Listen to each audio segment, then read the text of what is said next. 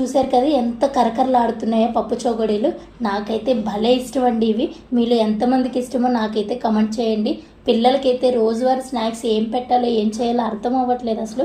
సర్లే ఇంకెందుకు బయట నుంచి కొని తెచ్చుకోవడం, ఈ పప్పు చోగడీ లేదు మనమే ట్రై చేద్దామని ట్రై చేశాను. నేను ఫస్ట్ టైం ట్రై చేశాను. ఇప్పటి వరకు నేనైతే అస్సలు చెయ్యలేదు, ఎప్పుడు కూడా ట్రై చేయలేదు కూడా.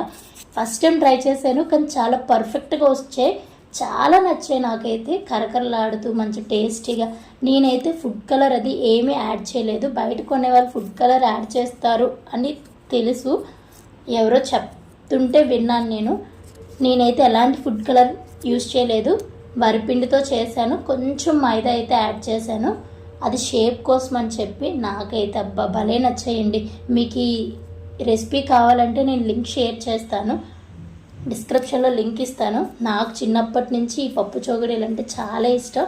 ఈ పచ్చెనపప్పు నానబెట్టిన తర్వాత నూనెలో డీప్ ఫ్రై చేసుకుంటే దాల్పప్పు అవుతుంది కదా, అది కూడా నాకు చాలా ఇష్టం. ఏంటోనండి బాబు, మన ప్రయోగాలు వంటశాలలో ఎన్ని ప్రయోగాలు చేస్తామో, కొన్ని ఫెయిల్ అవుతాయి, కొన్ని సూపర్ హిట్ అవుతాయి. అనుకోకుండా చేసిందేమో సూపర్ హిట్ అవుతుంది.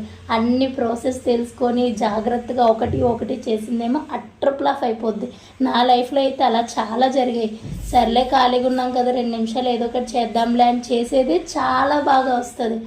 లేదు ఇవాళ ఎలాగే ఇది చేద్దాం అది చేద్దాం, అది కొని తెచ్చుకొని ఇది కొని తెచ్చుకొని అన్నీ కట్ చేసి పెట్టుకొని చేసేది అట్టర్ ఫ్లాప్ అయిపోద్దండి. అనుకోకుండా చేసేవే చాలా బాగా వస్తాయి. మీలో ఎవరికైనా ఇలా ఎప్పుడైనా జరిగిందో నాకైతే కమెంట్ చేయండి. నాకైతే పప్పు చోగడీలు చాలా ఇష్టం, మా పిల్లలు కూడా చాలా ఇష్టంగా తింటారు. చిన్నప్పటి నుంచి తెలిసిన స్నాక్స్ ఏమైనా ఉన్నాయి అంటే ఈ పప్పు చోగడీ. అలాగే మీరు కూడా యూట్యూబ్లో చూసి రకరకాల వంటలు తయారు చేసే వాళ్ళైతే కమెంట్ చేయండి please. Thank you so much.